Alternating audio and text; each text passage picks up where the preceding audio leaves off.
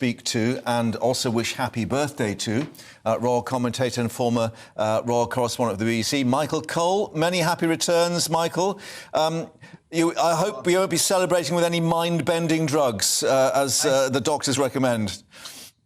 I certainly shall not. There's no particular merit in reaching the age of 80, but Mark, compared with the alternative, it's much, much preferable, I assure you. Now, listen, we've got to now talk about Prince Harry's Prince Hamlet moment, to come or not to come.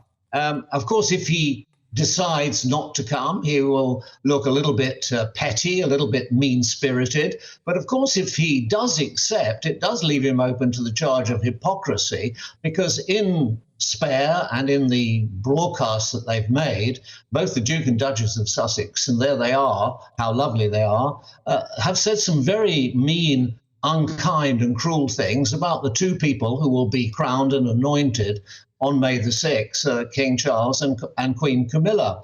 So it does leave them open to that charge of hypocrisy.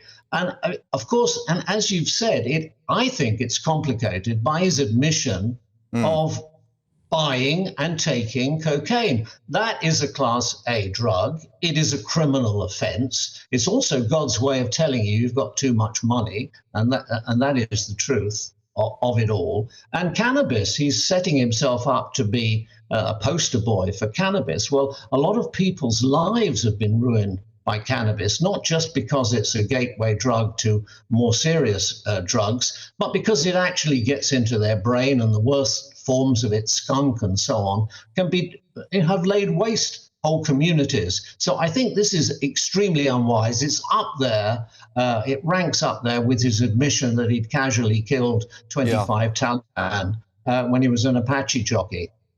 And just to reflect, you've said that the king has played his cards quite well over this so far. Could this be the same approach? Let them come, and then they can see what the public make of them when they're on show.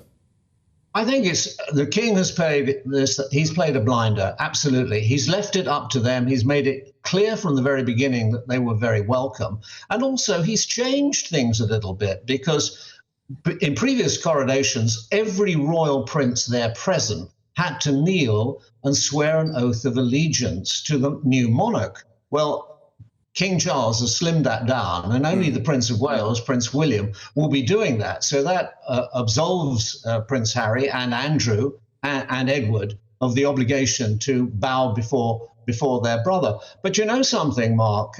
You're not quite as old as me. I'm 80. 80 is the new 65. Absolutely. But listen, when we were growing up, every young man has problems. Most people, if they've got a brain, feel slightly alienated. What's my place in the world? How do I fit in?